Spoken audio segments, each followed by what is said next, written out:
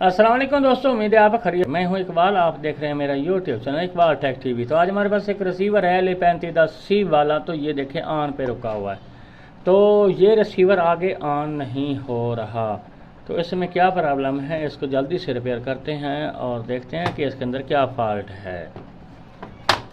तो हमने इसको गाड़ा है ओपन, और रिसीवर हमारा वैसा है ऑन पर रुका हुआ। तो इसके बोर्ड के अंदर बहुत ही मिट्टी है, ये देख सकते हैं।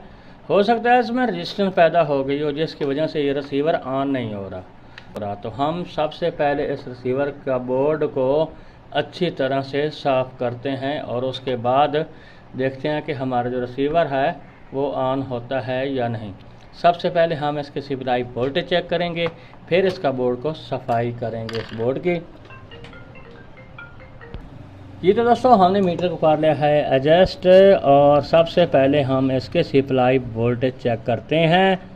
यहाँ पर ये 5 वोल्टेज बिल्कुल ही ओके हैं, और यहाँ पर ये 21 और ये 15 वाले हमारे वोल्टेज ओके हैं। एक और भी बात बता दूं आपको, यहाँ पर ये कैपेसिटर खड़ा है तो कभी कभी ये भी अंदर से ख़राब हो जाता है, जिसकी वजह से जो हमारा रिसीवर है वो रेड लाइट पे या ऑन पे रुक जाता है या बार बार ऑन ऑफ होता है।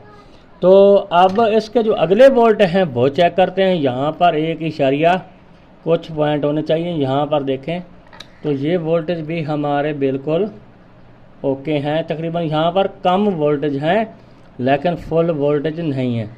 और उसके बाद यहाँ पर 3.3, तो ये भी चेक कर लेते हैं, ये भी ठीक है हमारे वोल्टेज।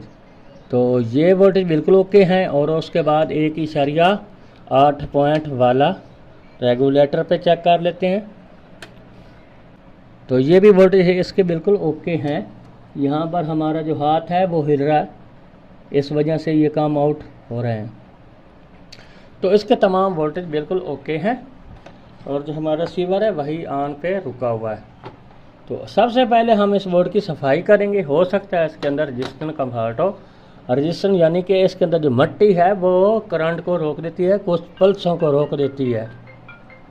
तो ये सफाई करने से भी ये ऑन नहीं हो रहा। तो इसमें असल मसला ये है कि यहाँ पर आपको दिखा दूँ मैं, जो इसका 1 कुछ वोल्टेज बनने हैं तो वो वोल्टेज इसके बहुत ही कम बन रहे हैं, जिसकी वजह से ये रिसीवर हमारा ऑन नहीं हो रहा। तो हम यहाँ पर आपको चेक करवा देते हैं।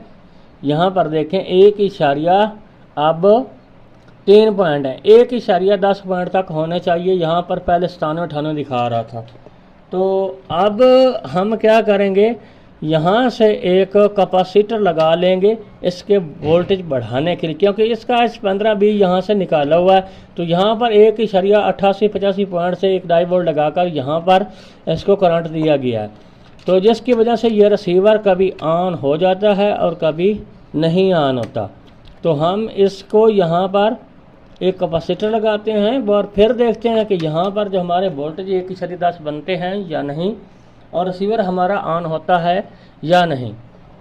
तो हम यहाँ से इसको पहले ऑफ कर लेते हैं, और ऑफ करने के बाद यहाँ पर एक कैपेसिटर लगा लेते हैं।